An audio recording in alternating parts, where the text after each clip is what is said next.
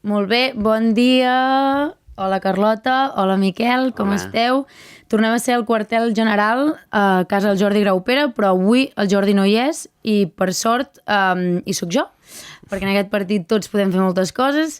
Avui és un honor comptar amb Carlota Gurt i Miquel de Palol, que són respectivament el número 84 i 85 de les llistes de l'Hora. La Carlota, ben coneguda per tothom, però us la presentarem per si encara no la teniu ubicada. Va néixer a Barcelona el 1976, és traductora i escriptora catalana, llicenciada en Traducció i Interpretació per la UVic, en Humanitats Empresarials i Estudis de l'Àsia Oriental per la UOC i en Comunicació Audiovisual per l'Autònoma. Bon currículum, Miquel? Després vindrà el teu. A més, la Carlota ha escrit Cavalcarem tota la nit, que va ser Premi Rodoreda l'any 2019, un recull de contes. L'any 2021 va publicar sola i fa ben poc, l'any passat, Biografia del foc, que tornen a ser també un recull de contes. Us animem, evidentment, des d'aquí a llegir-los tots, els de la Carlota i els del Miquel, també els altres escriptors que van a la llista de l'Hora, com Joan Tudó, més tenim Júlia Bacardí, també, és a dir, tenim molta gent del món de la cultura, i per això era important convidar-vos avui aquí per parlar una mica de tot això. Abans, però, presento el Miquel de Palol, una institució d'aquest país, jo crec ja a aquestes alçades, no t'agrada que ho digui, però ho direm. Miquel de Palol i Muntanyola, nascut a Barcelona l'any 1953. És arquitecte de formació, poeta i narrador català, fill de l'arqueòleg Pere de Palol, net del també escriptor Miquel de Palol i besnet del poeta i periodista Pere de Palol, és a dir, la nissaga Palol aquí sencera. Soc un gos en pedigrí, sí. Sí, exacte. És autor de El jardí dels 7 crepuscles, la seva primera novel·la, de l'any 1989, que va ser premiada i ha estat traduïda a molts idiomes. Tu també, Carlota, tens traduccions ja en circulació, sí, no? Sí, algunes. A més, El jardí dels 7 crepuscles s'ha reeditat recentment, i això és una gran notícia.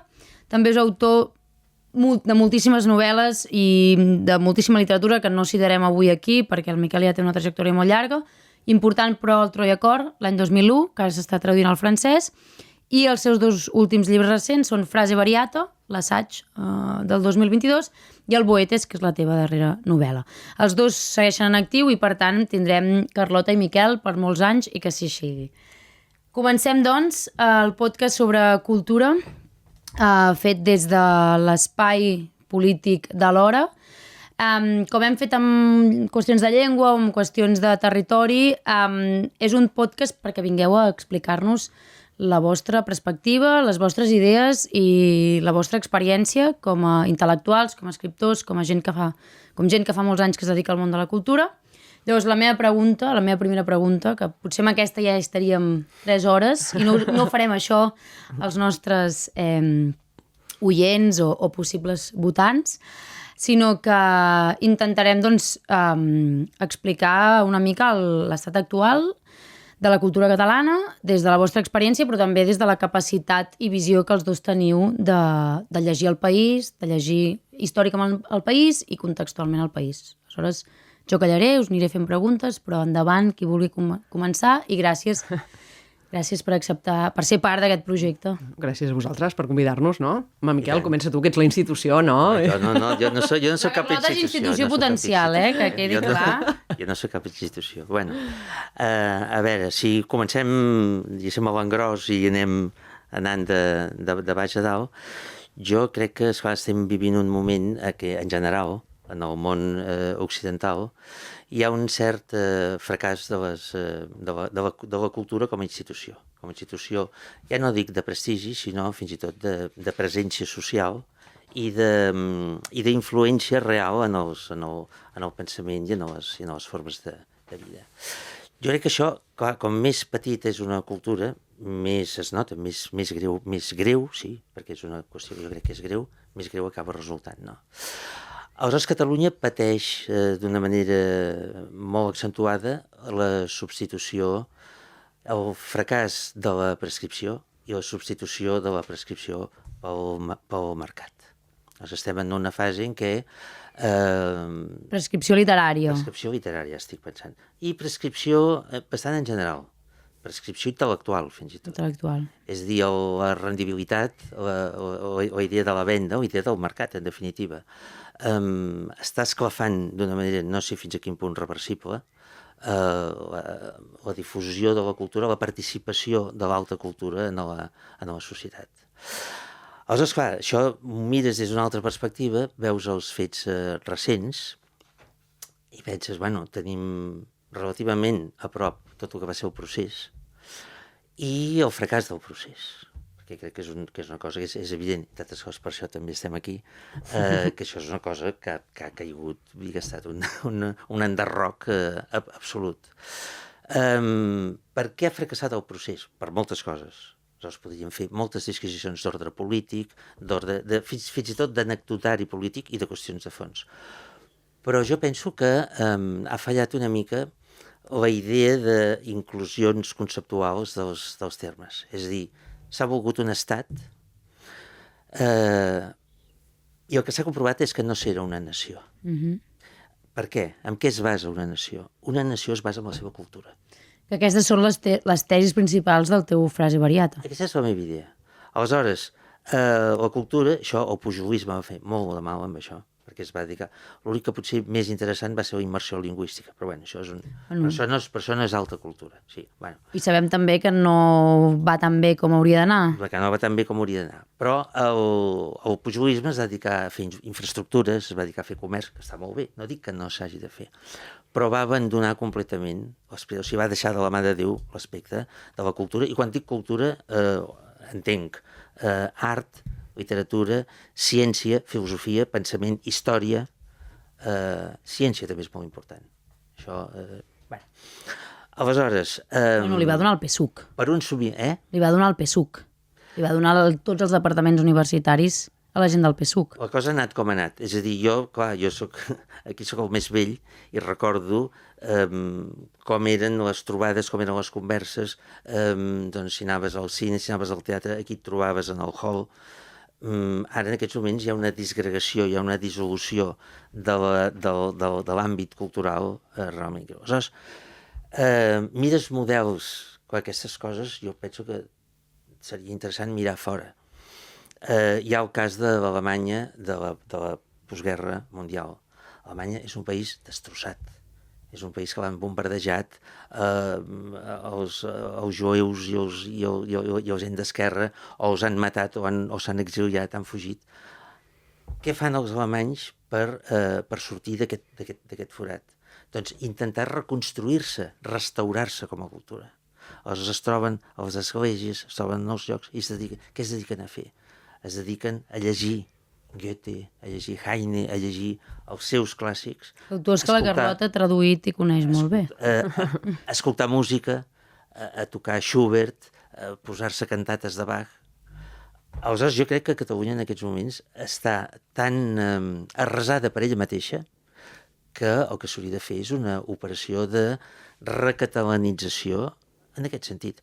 Això no vol dir ni fer fora ningú, ni censurar ningú, ni impedir a ningú que faci les coses que els hi surtin perquè venen d'un altre país, perquè el que sigui. Però el que no podem fer, que és el que estem fent, és anorrear les pròpies tradicions. I la pròpia... Què és el que al final, i acabo el que he dit al començament, què és el que al final ens permetrà ser una nació, però jo crec que en aquest moment no ho som, i aquest ha estat el problema, que no ho som una nació. I a partir del moment en què siguem una nació, aleshores estarem en condicions de reclamar un estat. Carlota, tu com ho veus? Jo com ho veig? Home, a mi em sembla que hi ha una escissió molt clara i que cada vegada és més gran, igual que hi ha la escissió entre rics i pobres i la bretxa es va ampliant, que és la escissió entre part de la societat culturitzada i la que no, o la que no té interès en l'alta cultura. Clar, dir alta cultura ja és problemàtic, perquè ja és com que estàs marcant una barrera, no? Al final, quan tu llegeixes un Crim i Càstig, no? Quan vas a aquesta mena d'obres, la primera sensació és que et fa una mena de respecte. I després, quan ho llegeixes, penses, hòstia, és molt més proper i molt més fàcil, perquè el fet d'anomenar-ho alta cultura sembla que ho posi en una mena d'altar que és inabastable. I això és un problema. Què passa? Que la gent no connecta amb la cultura, i em sembla que és el que està passant, que no hi ha una connexió real. Llavors ens podem preguntar per què no hi ha una connexió real. I al final, com que cada cop els reductes de cultura són més petits, està en un estat agònic. No? A mi em sembla, jo el que veig és que hi ha una agonia. Hi ha molta creació, hi ha moltes ganes de fer coses, hi ha molta gent que està fent coses, però vivim tots de manera agònica, no? Ja econòmicament, amb això que deies del mercat, bueno, al final és un mercat i vivim en un món capitalista, és així, el nostre sistema és capitalista i això no podem canviar, no? Però clar, què passa? Que vivim d'engrunes econòmiques. I això és una cosa que és bastant preocupant, aquesta idea de que la cultura és una cosa que fas només per amor, no? I que hi has d'entregar la vida, vull dir que aquí hi ha coses que no funcionen. Després també em sembla que la cultura hi ha una idea paternalista del que és el consumidor cultural, no? Sempre, que és la mateixa idea que hi ha a les escoles, no? Amb l'educació, sempre apuntem massa avall, no? És com que no creiem que el lector sigui prou intel·ligent, no creiem que, no sé, que els instituts, les lectures que els posen, no? Són extrems, no? O els fan llegir Mirall trencat de Rodoreda, que és un llibre meravellós, però que segurament no cal llegir en 14 anys, si vols que la gent, no? Que a la canalla els agradi la cultura. Els fan llegir això, o els fan llegir llibres i novel·les que surten a Facebook i WhatsApps i TikToks, no?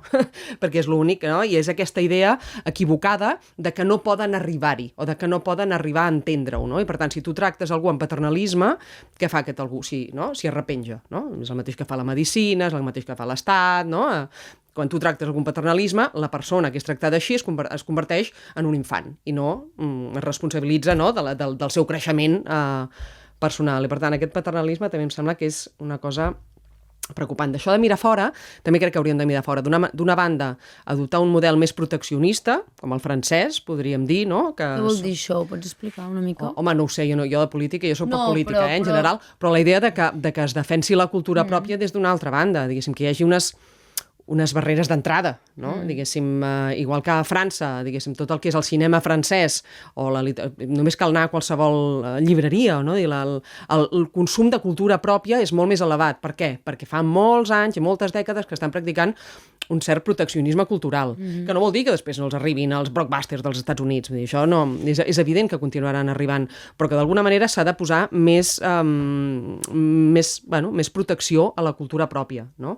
També mirar com s'ho fan altres països en la part aquesta econòmica, no? Hi ha països, que em sembla que és a Finlàndia, ara no sé si és Finlàndia, potser és Islàndia, ara podria confondre, que hi ha, no, diguéssim, que els autors, no, els escriptors poden viure d'escriure perquè hi ha molt consum de literatura pròpia, no? I al final, en el món de la literatura, que al final és el que més conec, el que hem de fer és ampliar la base. O sigui, s'ha d'ampliar la base lectora i això es pot fer de dues maneres, ampliant la gent que llegeix i sortint a fora, no? I exportant cultura, no? I convertint-nos en models d'exportació de cultura. Igual que a Bèlgica, per exemple, que és un país molt petit i exporten dansa, no? I són una mena de potència en el que és el món de la dansa.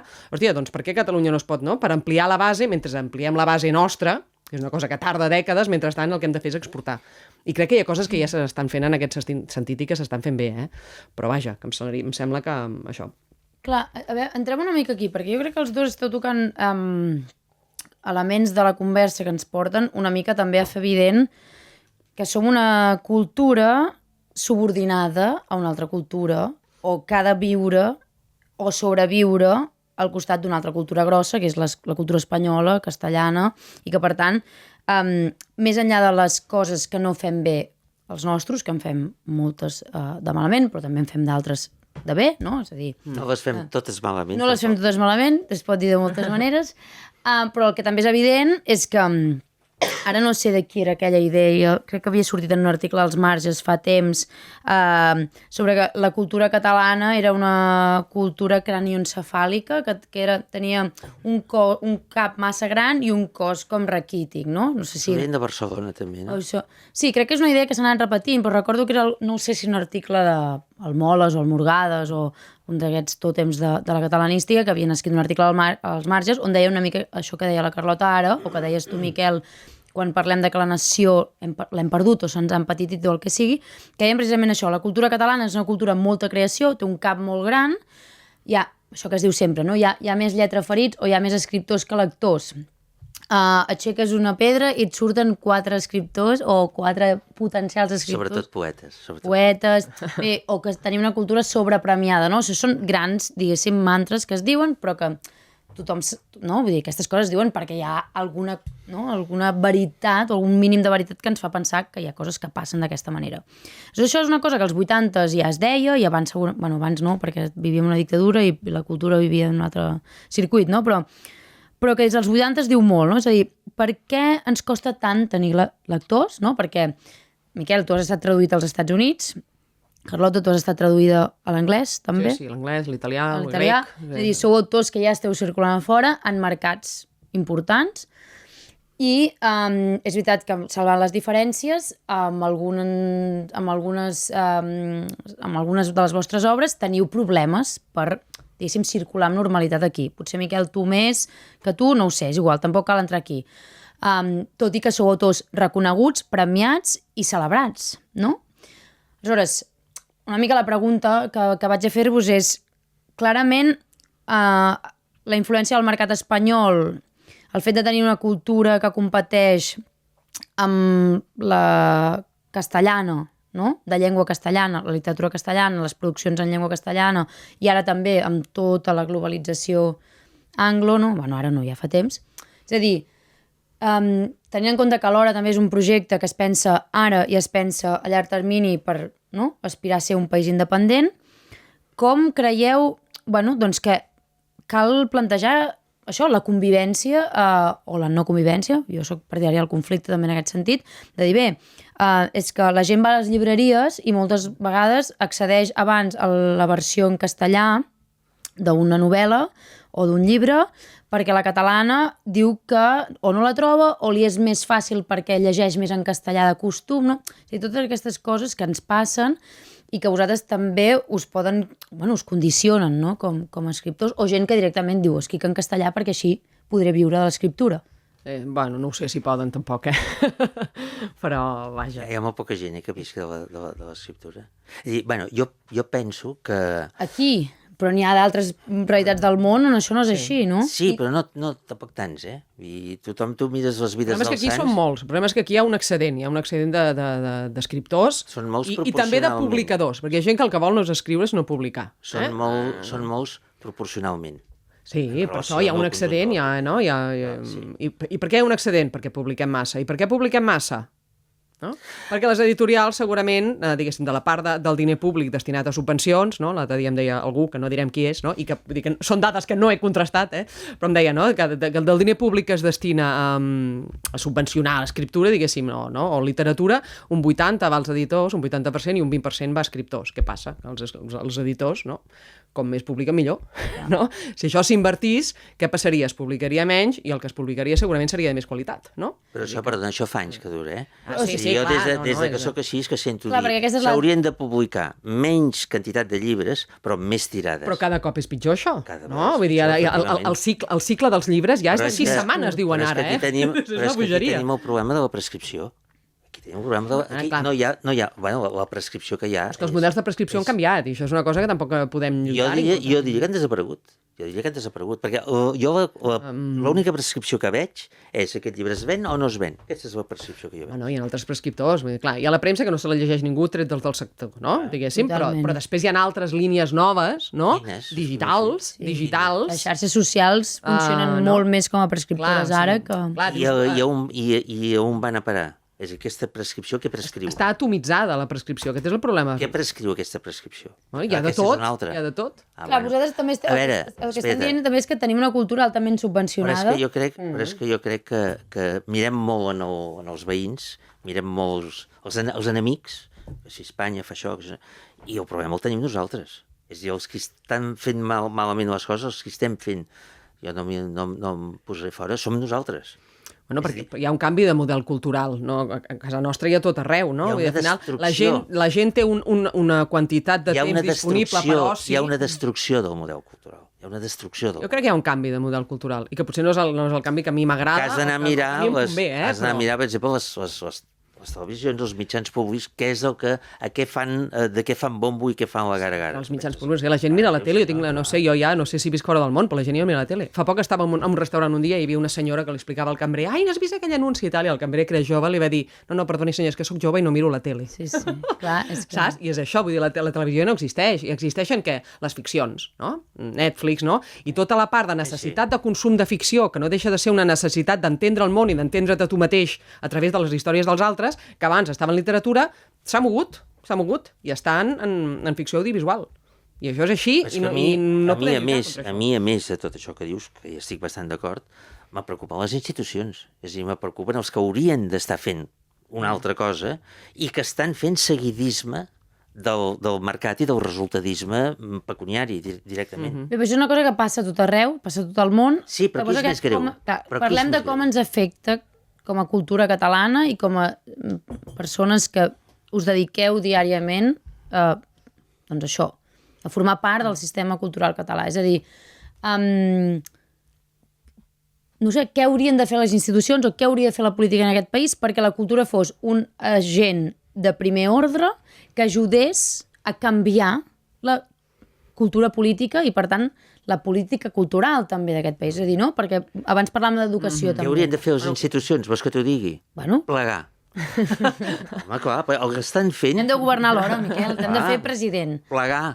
Sí, fotre tota aquella gent que no diré noms, fotre'ls al carrer perquè no estan fent res. Jo crec que hi ha institucions que sí, que funcionen. Hi ha algunes que sí, Ja me les diràs. Jo crec que el Llull està fent bona feina, per exemple. Ui, ara que li he dit. A veure, un moment, no, personalitzem. En el Llull hi ha el Joan de Sola, que està fent molt bona feina. Efectivament, sí. Ara, la resta, bueno, no ho sé massa bé. També feia molt bona feina. A Nova York hi ha la Jadranca, que fa molt bona feina. Això, que no podem carregar-nos totes les institucions, no? Hi ha coses que s'estan fent bé. Això són les excepcions. Una de les coses que crec que és bastant clau... Això són les excepcions, en general. Sí, mira que jo no sóc optimista, precisament, però... Bueno, però per això us hem portat, perquè sou de generacions diferents... A veure, no, ja posats a fer, però jo no tinc res a perdre. L'Òmnium Cultural, l'Institut d'Estudis Catalans, els fotin tots al carrer, què estan fent aquella gent? I qui hi ha allà? Qui hi ha? Bueno, en l'Institut d'Estudis Catalans hi ha el Pepito Piera, que mereix tots els meus respectes. Però hi ha cada cosa allà ficada, gent que no saps ni qui són, ni d'on venen, ni... Aleshores, clar, fer un replantejament a fons de les polítiques i de la gent que estan allà ficada. Aquesta seria una altra. Jo crec que una de les coses que és bastant important és actuar en els instituts, o sigui, a nivell d'educació. Al final, l'única manera de canviar un país és educant-lo.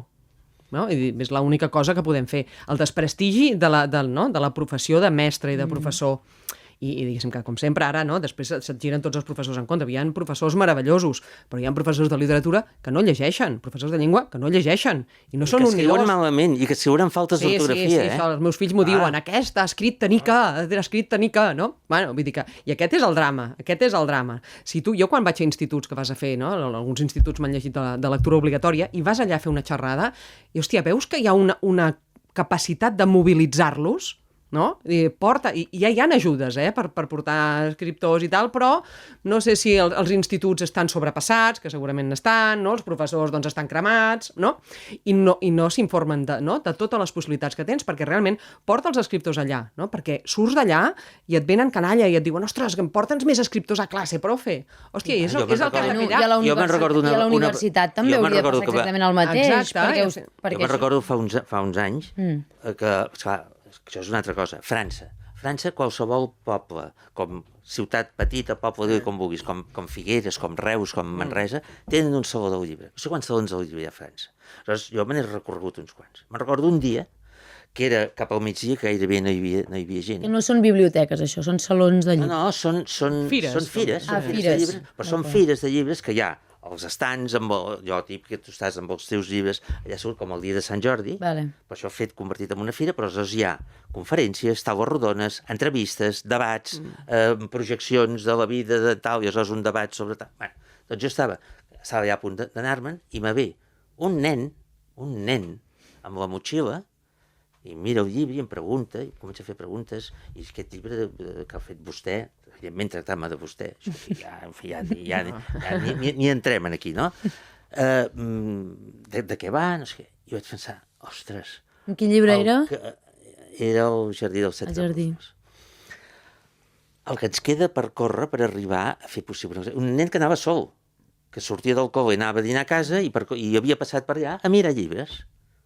Clar, jo, ara parlàvem fa un moment, jo recordo que anava a les reunions de pares quan els meus fills eren petits. Primera declaració de principis de la directora del col·legi. És que aquí no s'aprèn res de memòria.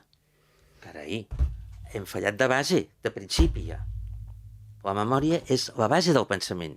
Deien fins i tot les prescripcions escolàstiques, els atributs de l'ànima, memòria, intel·ligència i voluntat. Jo no sóc de capellans, però és una altra història. De Llull, sí. Però la base... Sí, però Llull... Bueno, sí, home, Llull és una altra cosa. La base era la memòria. A sobre la memòria venia la intel·ligència i a sobre venia la voluntat. Però sense la memòria no ets res. El que passa que durant tants anys... Desprestigi de la memòria. Tornem a la memòria. Per què vam arribar al desprestigi de la memòria? Perquè es feia servir la memòria d'una manera equivocada, no? Al final et feien memoritzar coses que eren absurdes. Llavors, la memòria és necessària perquè la gent, no? La canalla et diuen, jo per què ho he de memoritzar si puc anar a internet i trobar-ho? No, és evident. Però què passa? Que tu només pots pensar les coses, no? I veure patrons i lligar, no? I connectar idees, si són idees que tens a dins del cap. Perquè si les has d'anar a buscar ja no són a dins del teu cap i per tant no les pots connectar. Per tant, és necessari memoritzar. La cosa és com memoritzem. Com que venim d'una època en què es memoritzava per sistema, tot, sense plantejar-nos el què, hem arribat al desprestigi. Llavors, hem de tornar potser a la memorització, però des d'una altra banda, no? Jo estic a favor de la memòria. Jo estic completament a favor de la memòria. Que ens trobem, o sigui, aterrant una mica la cosa a les aules catalanes... Perdona, que si no això quedarà per aquí. Digues. A veure, ja fa temps que els neurobiòlegs diuen no, és que la memòria no tan sols serveix per recordar coses. És més, específicament, la funció de la memòria no és recordar coses. La prova és que quan arribes a una certa edat, per exemple, doncs, si has portat un diari, una cosa, te'l mires i dius, qui va escriure això? Has canviat completament, no recordes les coses. Per què serveix la memòria? Per estructurar-te com a individu. És a dir, tu ets la teva memòria. Aleshores, que ja per principi diguis, no, jo de la memòria no vull saber res, això ja et fa anar de gairell. Sí, per situar una mica les coordenades, perquè a mi és un tema que t'he tallat, no, és un tema que, és a dir, jo una part de la meva tesi doctoral l'he dedicat a estudiar allò que el Josep Anton Fernández en un llibre important va anomenar el malestar de la cultura catalana, que és una mica la idea aquesta.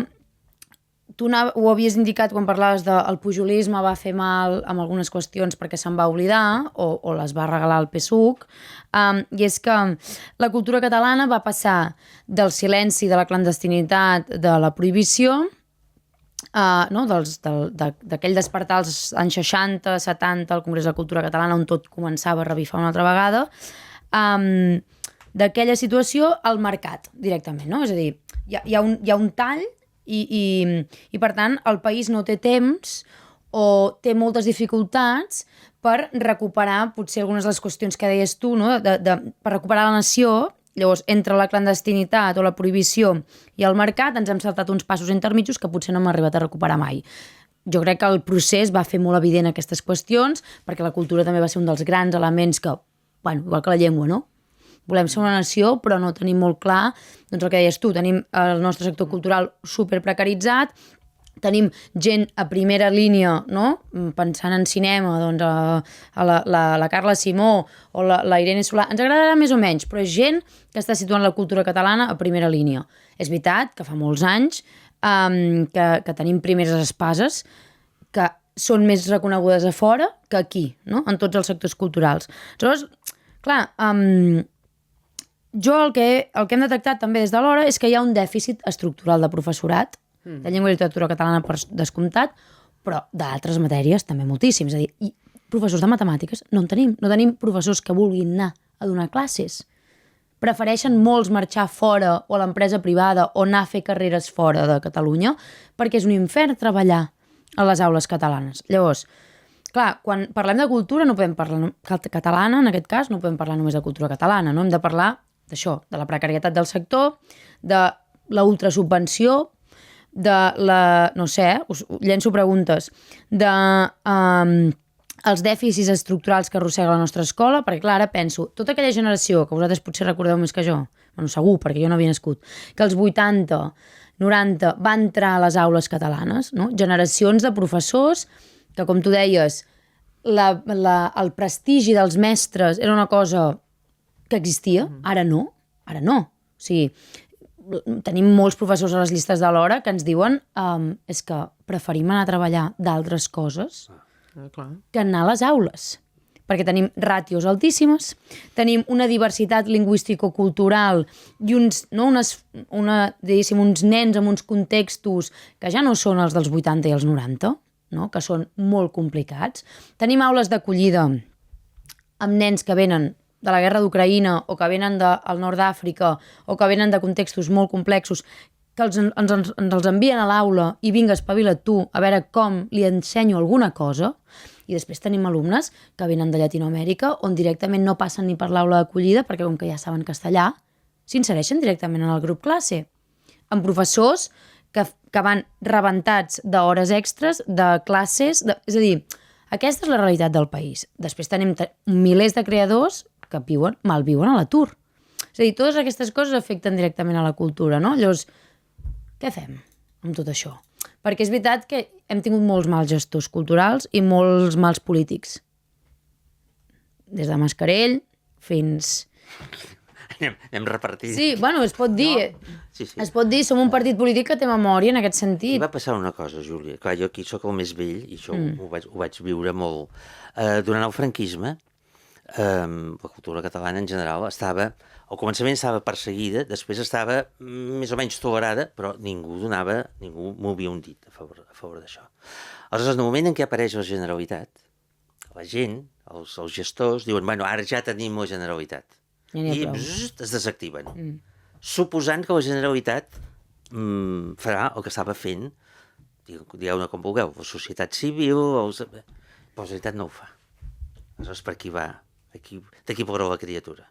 Aleshores, a veure, a mi no me fa por, no m'espanta parlar d'alta cultura. Quan dic alta cultura no ho dic des d'un sentit elitista, no em poso per sobre de... Sí, el que passa que encara que tu no ho diguis en sentit elitista, la gent ho sent en sentit elitista. Doncs, saps què vull dir? Que a vegades una cosa és el que diem i l'altra és el que... Jo ho aclareixo per ser un cas. És així, no? Jo, al contrari. Cultura de la bona, diguéssim. Al contrari, el que vull, suposant que jo tingui aquesta capacitat, que això seria una altra qüestió, el que vull és donar-los la mà perquè s'hi enfilin aquí. Perquè, clar, diuen, no, és que això és molt avorrit. Home, no, mira tu bé, fixa-t'hi bé. No és avorrit. Jo, perdoneu que parli de mi, perquè, esclar... Està bé, us hem portat per això, és un podcast. Puc parlar de mi, de vosaltres, els vostres llibres. És a dir, jo sento un respecte pels meus lectors. A mi no em passa pel cap dir, com que tu ets més burro que jo, com que tu, pobret tal, jo m'abaixaré, m'aigualiré i em diluiré perquè tu m'entenc, tu que no saps res, m'entenguis. No.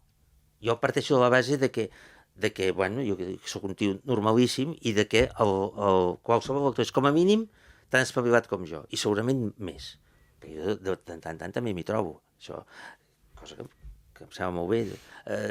Tu dius que a la pàgina 37 aquest paper és ros i després a la pàgina 270 resulta que és moreno. Doncs que coses aquestes també passen, no? Aleshores, jo crec que ens hem de desacomplexar, ens hem de desinhibir, diguéssim, de possibles acusacions d'elitisme i de separacionisme cultural. Jo penso que en la gent, quan tenen, penso que tu ho deies abans, llegeixen una cosa, passa molt amb la música també això. Doncs carai, això ni és avorrit, ni és un plom, ni t'hi adorms, ni res d'això, això està molt bé. Bueno, de fet, sí. És que hi ha un discurs sobre la cultura que és això de aquesta... No? És que hem de llegir perquè s'ha de llegir, no? I és un discurs que crec que és erroni, que és una mica com el discurs del sexe, podríem dir, no? Diguéssim, tu als nens els expliques que el sexe és per reproduir-se. El sexe no és per reproduir-se, el sexe és plaer. Hem canviat un podcast de... La literatura és exactament el mateix, no? Diguéssim, hem de deixar de dir que la cultura és una cosa que és necessària, que et farà millor, o que... No, la cultura és plaer, no? És plaer. I no sabem vendre que la cultura és plaer, i aquest és el problema. No? Perquè si la gent entengués que la cultura hi vas perquè és la hòstia. Vull dir, no perquè et faci més llest i més snob, o més, no, simplement perquè tu passes bé, perquè t'agrada, perquè et fa riure, perquè et fa plorar, perquè t'emociona, perquè et fa entendre el món, no? I al final és això, s'ha de canviar el discurs al voltant de la cultura perquè la canalla no pensin que això de llegir és una cosa de 4 rancis que estan tancats a casa seva, no? I penso que això és important, una mena de màrqueting del discurs cultural. Bueno, vosaltres... Això ja s'ha dit, és a dir, penso que Schopenhauer, que diu, escolta, llegir en si mateix no és cap valor. Perquè si tu llegeixes collonades i ets tonto, doncs continuaràs sent un tonto. I no t'arreglarà. Llegir en si, que això és una de les altres coses que jo em barallava amb els professors de les... És que han de llegir, i tant hi fa el que llegeixin, perquè aleshores agafaran l'hàbit de llegir i després ja llegiran coses bones. Mentida. Si els hi dones a llegir merda, no voldran llegir mai més. Diran, no, llegir és un pal, és una cosa insuportable, és una cosa avorrida, m'he de posar a llegir si puc fer TikToks, si puc fer altres coses. Bueno, també estem... A les criatures els has de donar a llegir coses consistents. Jo crec que els dos hem una mica també assenyalat la qüestió de que, bé, ser una cultura dins d'una nació subordinada a una altra més forta en un context de globalització és molt problemàtic, no? És a dir, la cultura catalana està acostumada a viure contextos històrics de minorització permanent, de clandestinitat. Ara tenim l'ofensiva globalitzadora i l'ofensiva espanyolista que sempre hi és. Sabem que tenim un cos cultural potser més inflat que la seva capacitat de ser llegit, de ser recepcionat, etc. Però alhora la gent hi és. És a dir, tu fas clubs de lectura, se't reclama, se't llegeix, et porten a fires, tu igual, se t'està traduint a l'estranger, la gent et reclama fora, t'han donat molts premis. Tu tens els grans premis de la literatura catalana, els has rebut pràcticament tots. Fa 25 anys. Vale. Però els has rebut. És a dir... Me'ls ha donat gent que ja estan al cel de les oques. Aleshores, què està fallant? O sigui, què està fallant en aquest sentit? Perquè el que és evident és que el món ha canviat, no? O sigui, el món que existia als mitjans del segle passat i a finals del segle passat ja no és el món d'ara. Correcte.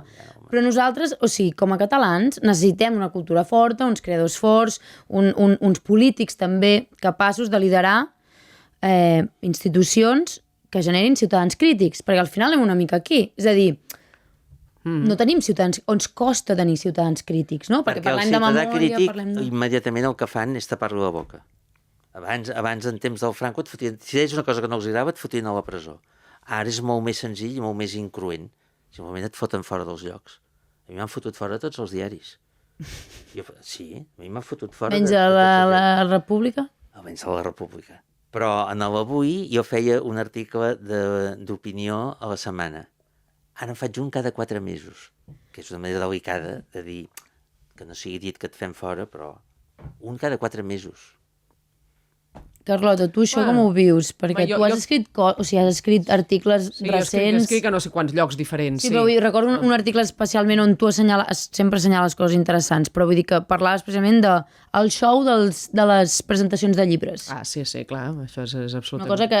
No? Perquè va molt associat a aquesta idea de la prescripció, de que ara els llibres s'han de vendre i l'autor ha de fer màrqueting del seu llibre. Sí. Clar, al final el que passa és... Anava a dir alguna cosa, no me'n recordo.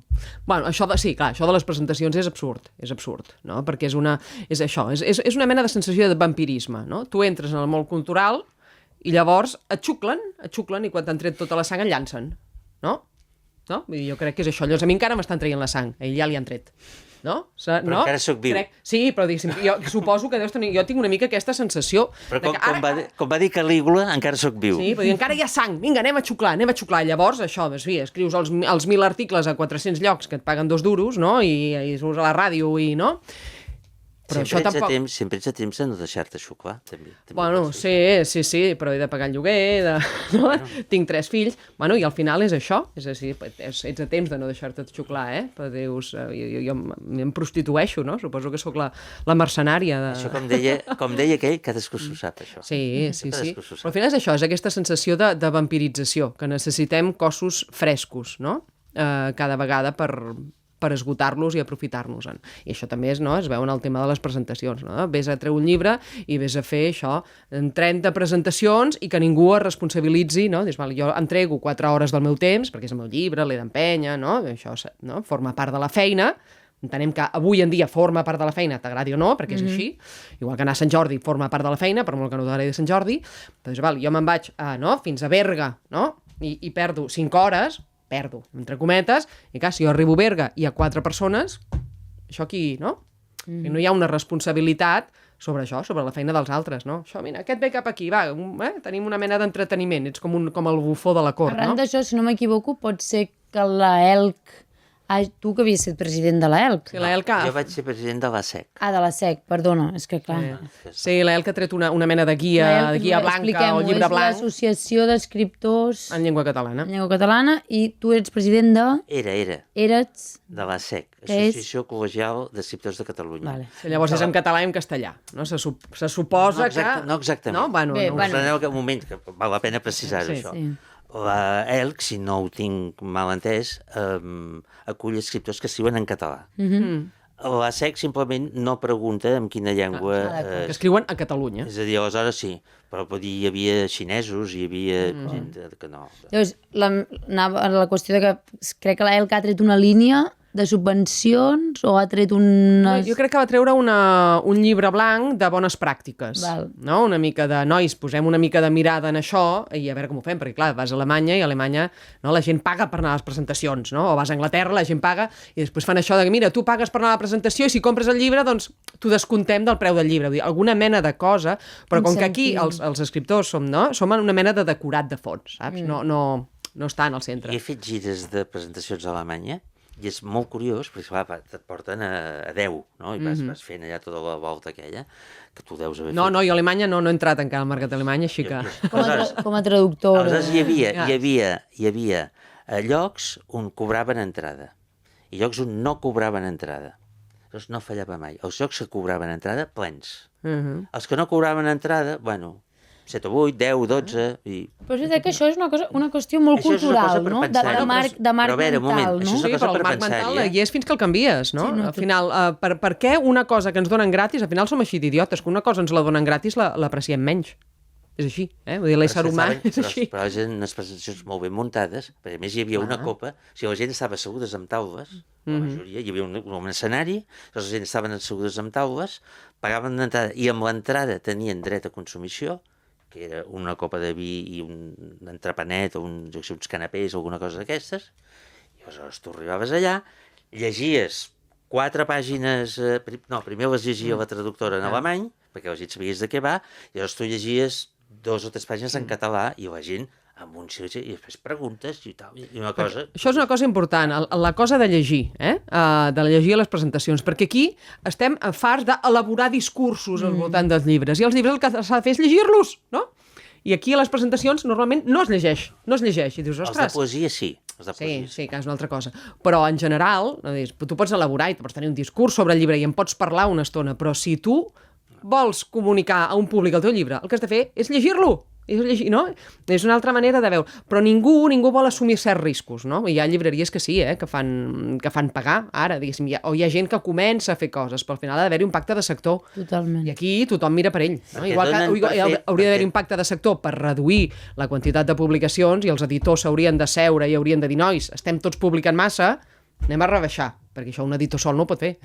Clar, també... Per això de llegir, donen per fet, que això és una altra cosa, o sigui, donen per fet que això la gent passarà i que fotran al camp, que els avorrirà, però ja ho donen per fet ells. I vés a saber què passarà. Potser a la gent els encanta, no ho sé. Sí. Jo crec que és molt interessant tot el que esteu dient, perquè una mica l'objectiu de la proposta de l'Hora és, més enllà de entrar al Parlament i més enllà del que passi el 12 de maig, sabem que és un projecte a llarg termini, que a més ha aconseguit convocar intel·lectuals i escriptors com vosaltres, i hem dit, no? També hi ha Roger Mas, Joan Magraner, no? Gent del món de la música que fa molt temps que fa molta feina, que s'han apropat per primera vegada a unes llistes, la Flora Saura, que s'han apropat a unes llistes i han posat els seus noms a les llistes. No? Una cosa que nosaltres sabíem, i això amb el Grau Pere i la Ponsatí ho havíem parlat, o amb l'Anna Ponsoda, que també es dedica al sector, era Bé, clar, hi ha molta gent del món de la cultura que el seu nom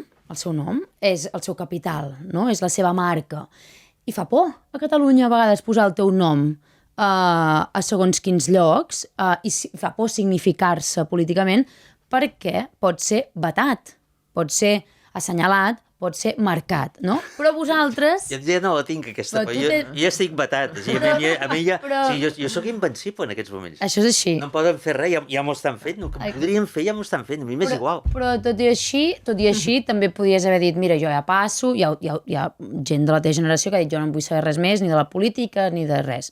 Però vosaltres heu decidit fer el pas i en part també teníem ganes de portar-vos aquí perquè, bé, això és un podcast d'un partit que es presenta a les eleccions catalanes, que necessita les vostres idees, els vostres llibres i la vostra feina diària perquè creiem que el centre, no, de Catalunya ha de ser la seva llengua, la seva nació, la seva cultura, els seus intel·lectuals, que això és una cosa que la figura de l'intel·lectual també està... No. És quasi un insult, ets un intel·lectual. Exacte. No, és un insult, és un insult. Sí, exacte. Ens falta consciència, ens falta massa crítica. Quan va aparèixer això al Twitter, que en diuen X, sí. Hi havia gent que deia ara aquesta banda d'intel·lectuals que venen a fer aquí, que o sigui, hi havia bastants tuits en aquest sentit. Bueno, hi ha molta gent que ens ha comparat amb Acció Catalana, no? Però després també molta altra gent ens deia, i què és Acció Catalana? El meu avi era d'Acció Catalana. Mira, això és una exclusiva, Sí, estàs estirant del fil. I després a les eleccions del 31 van fer coalició amb Esquerra Republicana. Però el meu avi en origen era... Nosaltres en principi no tenim previst fer coalició amb Esquerra Republicana, però tornem a la pregunta... T'ho he posat bé, això. Tornem a la pregunta que us estava fent, i perquè a mi crec que és interessant, i per la gent que ens està escoltant o que ens podrà escoltar, de dir, ostres, per què Carlota Gurt o Miquel de Palol, que prou de feina tenen, no?, de dedicar-se a escriure i barallar-se amb l'escriptura i amb el sector literari català i amb la precarietat que també això genera, perquè diuen, mira, aquesta gent, la Clara, el Jordi, l'Anna, la Júlia s'hi posen, ens hi posem nosaltres també. No ho sé. No cal que feu proselitisme, ens podeu criticar també. Vols que t'expliqui per què m'hi he posat jo? Sí, vinga. Home, clar, no explicaràs per què m'hi he posat jo. Per això. Déu me'n guarda fer-ho. I tant. A veure, jo he escrit molts articles sobre política. I a dintre de les meves novel·letes, doncs, hi ha discussions polítiques. És a mi, de tant en tant, allò va dir, bueno, tu, bla, bla, bla, bla, però la veritat, què? Doncs, he tingut aquesta amable invitació i dir, doncs vinga, va, som-hi, mullem-nos, sí. I per què creus que és important que un partit com alhora pugui... A veure, un partit que a davant hi ha una científica i un filòsof em produeix una certa simpatia. Però sabem també que el nivell cultural del país és complex, és a dir, que hi ha gent amb una cultura molt alta i això passa a tots els països, no ens passa només a nosaltres. Els que no tenen una cultura tan alta, treus-hi la por, l'avorriment, el que sigui que portin a dins, o la indiferència, i dir, escolta, que això pot ser, a part d'instructiu, a part d'edificant, aquesta paraula que això ja no es diu, però era de les antigues, a part d'edificant... Tu com a arquitecte... També és molt... Es deia edificant més en un sentit moral. També és molt divertit. I també t'ho passes molt bé. Tu com ho veus? Jo la veritat és que sempre he sigut, fa molts anys, que sóc molt apolítica. És una cosa que em fa molta mandra. Em salto totes les pàgines de política del diari, sempre per sistema, i perquè en general la política em produeix una mena de malestar, d'impotència, no? És una mena de soroll, tota aquesta sensació de la mentida continuada, no? Que és una mena de teatret. I per tant, fa molts anys que jo en principi no parlo mai de política ni em mullo mai. Però què ha passat, no? Jo tinc un amic que em deia, et pago 500 euros perquè no t'hi fiquis. Dic, home... Mira, no sé. Guanyaries més que amb segons quins articles. Llavors, una mica més, potser m'hi apunto jo. Que ara, mira... No deserteu ara, Però... No, llavors, no ho sé, vull dir, jo la meva idea no era ficar-me en política. Conec el Graupera de fa un temps i em sembla que és un tio molt lúcid, molt capaç i molt honest. I és una cosa que no crec que hi hagi gaire entre la classe política. I al final és això, no? Tenir algú, no? Pensar que hi ha algú al capdavant que pot tenir la lucidesa que necessita el país. de vegades, diguéssim, amb certes coses, no? Diguéssim, no? La gent diu, home, però és que potser no, són una mica neoliberals i tal. Dius, mira, això és com les parelles, no? O com els amics, no? Els amics hi ha coses, no? No hi ha cap amic que sigui perfecte ni cap parella que sigui perfecta, no? Al final dius, bueno, hi ha una cosa que compensa la resta. No, no és, potser tota la línia política no és perfecta, però per mi és la que més encaixa amb mi ara mateix. I penso que, no sé, un dia parlàvem amb la Clara i tal, i em deia que això, que per ells al davant una cosa important era la supervivència nacional. I penso que això, que potser és hora de ficar-s'hi. També estava molt desenganyada, no?, després del procés, no?, de Puigdemont, no?, que és allò que dèiem abans del paternalisme, no?, diguéssim, tu tens un poble disposat, no?, a defensar unes idees i et cagues a les calces. No? I al final estàs tractant el poble com si fossin uns nens. No? Ara jo, papa, decidiré per vosaltres, ostres. I llavors, bueno, davant de tot això vaig pensar que per què no? Molt bé. Clar, és que has dit una cosa que a mi em sembla molt interessant i molt significatiu. Clar, dius, la política no m'agrada, me fa fàstic la política. Clar, tot això que te fa fàstic, jo interpreto, aquí no tinc cap pretensió de dir-te el que has dit, no? Interpreto que, esclar, és el que estàs rebent de la política actualment. Sí. Però, esclar, jo no sé si sóc polític. A veure, em penso que és Aristòtil que s'inventa allò que diu l'home, la dona, la humanitat és un animal polític. És d'alguna manera... Sí, però això és com l'Església, diguéssim. Jo crec en la política, però no en els polítics, no? Igual, podríem dir que és això, no? Llavors dius, bueno... Però aleshores, doncs, si es presenta l'ocasió, doncs anem a posar-hi un gra de sorra. Per això jo crec que una de les virtuts del projecte, perquè jo tampoc soc política, la Clara Ponsatí és una política accidental, ella sempre ho explica així, no? Ella era catedràtica a Escòcia, ho és encara, i ella vivia molt més tranquil·la, no? I va ser cridada el 2017 i després va marxar quan va veure que tot era una farsa. El Jordi Graupera és professor i viu, no?, d'això, és a dir, l'Anna és editora i escriptora i l'Ada Ferrer, que també va de número 6, és economista, treballa al CSIC, la Mònica Ribell, que va de quarta, és metgessa a Granollers, és a dir, hi ha moltíssima gent, és a dir, no hi ha ningú que no tingui una professió i un ofici que formi part de les nostres llistes, vull dir, i que a més tothom té molt clar que la política, perquè funcioni, ha de ser un servei al país, no? És a dir, no has de viure de la política, que això també és cultura. Sí. Que també és cultura política. I jo m'agradaria acabar amb una pregunta, que és una mica complicada de resoldre avui, però només perquè surtin algunes idees.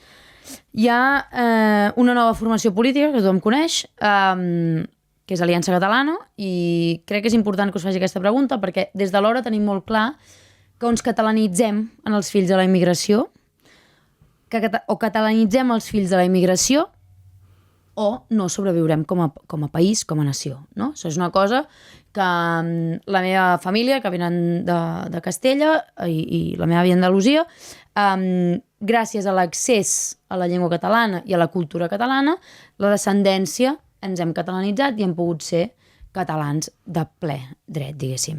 A més, la capacitat, doncs jo he acabat sent doctora en literatura catalana i és una cosa que tinc molt clara, no? Hi ha una nova formació que ha posat tots els mals del país en contra d'una, no? Diguéssim, d'un estrat cultural, migratori, concret, que a més està generant un discurs d'odi, xenòfob i tal. Nosaltres tenim molt clar que cal catalanitzar els fills de la immigració, vinguin d'on vinguin, siguin d'on siguin. I per tant la cultura aquí juga un paper fonamental, no només la llengua, no? Perquè diem, han de parlar català, molt bé, però alguna cosa més, no? És a dir, els hem de catalanitzar també sent capaços de mantenir la nostra tradició, la nostra cultura popular. Llavors, no sé, la vostra perspectiva sobre això és què? Com ho fem? La pregunta quina és? No, la pregunta és, des de l'hora tenim molt clar que l'única manera de sobreviure és catalanitzant els fills de la immigració i la immigració perquè no visquin en comunitats gueto. Exacte, que són coses que, bé, assumim que hi ha una part, un tant per cent d'aquestes comunitats que hi viuran guetos, perquè això és una cosa que ha passat aquí i a la Xina popular. Però tota aquella gent que té ganes, no? Aquella paraula que tant li agrada fer servir a Esquerra Republicana d'integrar, o a la CUP, no? Hem d'integrar, molt bé, però com ho fem això? Ostres, jo no sé com ho fem. Home, que s'ha de fer és evident, I el que és una mica curiós d'això és que sempre s'assenyala la immigració de baix nivell econòmic o cultural, però al final aquí a Barcelona passa exactament el mateix amb els expats, no? Tots els expats que estan, no? Llogant-ho tot perquè són els últims que ho poden, els únics que ho poden pagar, també els seus fills els hem de catalanitzar, no? Vull dir que s'ha de posar la mirada en tota la immigració, en tots els rangs, no? Com es fa? No ho sé, això jo. Bueno, segurament entrant a l'escola, no? És a dir, que la cultura, una mica el que dèiem fins ara, que la cultura entri a l'escola de manera natural, normal, és que no sé com dir-ho. Sí. Perquè no només ensenyant llengua. No, clar. El que passa és que hi ha una qüestió prèvia amb això, que a mi em sembla, que és a dir, que això és una cosa que es diu, però que queda allà una mica com penjat, no? O sigui, l'estat actual de la immigració és producte d'una política molt deliberada per part de l'estat espanyol. Però això està reconegut amb xifres d'ells mateixos, o sigui, d'Espanya mateix. És a dir, tota la immigració que entra, sobretot d'Àfrica... Del sud global, sí. Sobretot del nord d'Àfrica. Va parar pràcticament tota Catalunya. I va parar casualment, no, aquí hi ha una política deliberada. A Madrid n'hi van poquíssims, al País Basc n'hi arriben poquíssims. A Galícia ja no diguem. També és veritat que és una qüestió que nosaltres hem posat sobre la taula, que té a veure amb el model econòmic. Van a parar aquí, Per què van a parar aquí? Clar, perquè tenim un model econòmic, és a dir, som una de les regions, som un país, però vull dir, som una de les regions d'Espanya, segons el seu llenguatge, amb més capacitat d'absorbir mà d'obra barata dins del mercat del treball. I de passada estàs aigualint la catalanitat dels habitants. Un referèndum. Ara hem de fer un referèndum. Ni se'ls ocorri fer un referèndum. Ara ho perdrien. Ara es perdria un referèndum. Però el que és evident és que... Ara un referèndum el perd. El que és evident, Miquel, i potser amb això podem anar acabant, és que... Res de referèndum. Necessitem... Treu-li la pols a la dui i som-hi. Necessitem catalanitzar els fills de la immigració, perquè una cosa que no expliquen els de Ripoll és que sí, estem rebent molta massa migratòria de baixa, diguéssim, de baixos recursos econòmics, perquè el nostre sistema de terciarització i de turistificació al país atrau aquest tipus de mà d'obra barata, amb les dificultats que té aquesta gent per venir fins aquí, perquè abandonar el país és una cosa que no li agrada a ningú i és traumàtica. I els que es neguen amb pasteres al mig del Mediterrani. Exacte, però és que la contrapartida d'això és que els nostres joves marxen a buscar feines millors, és a dir, els formem aquí i se'n van. Metges, enginyers... Hi ha una substitució de la població. Investigadors, exacte. Vull dir que som un país, i Catalunya ha estat històricament un país que envia immigració fora i rep immigració, no? També és veritat que els fluxos migratoris formen part de la història mundial i que fins fa 2 dies érem nosaltres, els europeus, els que marxàvem a Llatinoamèrica o a Nord-Amèrica. Exacte. Vull dir que també hem de ser una mica capaços, i potser també el nivell cultural és tan baix perquè no tenim memòria, perquè no tenim història, perquè no som capaços no tenim autoestima. Perquè una de les coses que s'ha perdut en tota aquesta broma és l'autoestima. Ja nosaltres no, que som uns provincians. El sentit de la tradició, també, no? A veure, Llull és un dels pares del Renaixement, és un dels pares de la identitat europea. I a més és un model, perquè Llull escriu en llatí, en àrab i en català. O sigui, amb el cacau que tenim ara organitzat, és que Llull fins i tot és un model emblemàtic. Mira, podem acabar amb una referència. Se'n va pel nord, viatja per Itàlia, viatja pel nord d'Àfrica. Sí. És un dels primers intel·lectuals europeus, occidentals. És que tot el Renaixement italià és llullista. Totalment. És llullista. Llavors, si et sembla, podem acabar amb una recomanació cada un d'un autor d'un autor català, que us hagi, perquè així acabem agraint i celebrant autors vius, autors morts i tradició i... Ostres, un autor català, això... no ho sé. O un autor... Mira... no sé, alguna referència de cultura catalana que puguem fer a la nostra audiència. Jo aniré a l'engròs. Els alemanys tenen Goethe, els italians tenen Dante, els anglesos tenen Shakespeare, els espanyols tenen Cervantes, i els catalans tenim Llull. És a dir, Llull és que hauria de ser la base del coneixement literari en el nostre país. Ho saben més a fora que aquí. Efectivament. Llull està més estudiat a Alemanya que no pas aquí. I Llull està considerat un dels grans. És a dir, Llull te'l posen al costat de Marsilio Ficino, te'l posen al costat dels grans, del Dante mateix. Molt bé. Per Perquè tant, Llull és que els influeix a tots. hem d'emplaçar els nostres editors a que reeditin Llull, Està reeditat. els nostres Perquè professors que ensenyin Llull. Hi ha hagut fa pocs anys, hi ha hagut l'any, no sé quin centenari de l'any Llull. El que passa és que Llull s'ha d'actualitzar la grafia, perquè això que sí que pot espantar la gent. Necessitem adaptacions. Sí. Molt bé. Que poden ser simplement adaptacions ortogràfiques, vull dir, tampoc cal fer grans... porquejar-lo gaire, Molt bé. Doncs la recomanació de Miquel de Palol és Ramon Llull i, evidentment, jo us recomano tots els llibres de Miquel de Palol, però si heu de començar per algun, comenceu ara pel Jardí, que ha estat reeditat per Navona, i ara Carlota... Ja. Ostres, no sé, clar, després de Llull jo me n'hauria d'anar a l'altre extrem, no? Hauríem de clar, no? Vull dir, clar, perquè hem de fer una mena d'equilibri. No ho sé, potser m'aniria a autors, però clar, em podria dir molts, no? Vull dir, autors que estan ara mateix, no? Fent coses que està bé llegir perquè estan fent, no? Jo què sé, avançar la literatura. Jo què sé, el Pijuan, per exemple, no? Amb el tsunami o el Bagunyà amb la seva... No? Els angles morts. Els angles morts, aquests monumentals, no? Què és això? Són coses que necessitem per tenir una base, no? Per tenir una base. Molt bé, la Carlota ens recomana el Pijuan i el Bagunyà i jo recomano la biografia del Foc, que són els seus últims relats, que és una cosa que no hem dit però que també en aquest país costa més. Sí. Vendre i que la gent llegeixi relats i contes curts, tu també en tens publicats. Sí. Per tant, des d'aquí us animem. Acabarem aquí perquè podríem estar moltes hores. Gràcies al Miquel i a la Carlota per compartir aquesta estona. Els heu de votar perquè puguin entrar, 84 els meus fills m'ho diuen, però mama, i si entres, no, nens, és que és impossible perquè entens que tota la circumscripció, però no, és poc probable, però és possible, no? Al revés, no? Bueno, Sí. Impossible no ho és. No, impossible no és, clar, és això. Matemàticament no és La literalitat de la impossible. canalla, Ara, doncs Com això. que som gent que ens agrada, no? Hem de tenir fe, hem de tenir fe. Tenim fe i som gent de ficcions i de grans històries i d'èpiques, no? Ens quedarem amb l'èpica possible de que tal vegada a l'hora entri i veiem Carlota Gurt i Miquel de Palol al Parlament de Catalunya. Gràcies una altra vegada i gràcies al Miquel Gomila, que mai el celebrem i és el nostre tècnic, que ens està ajudant moltíssim. Fins la propera i ens veiem als actes de campanya. I tant. Gràcies.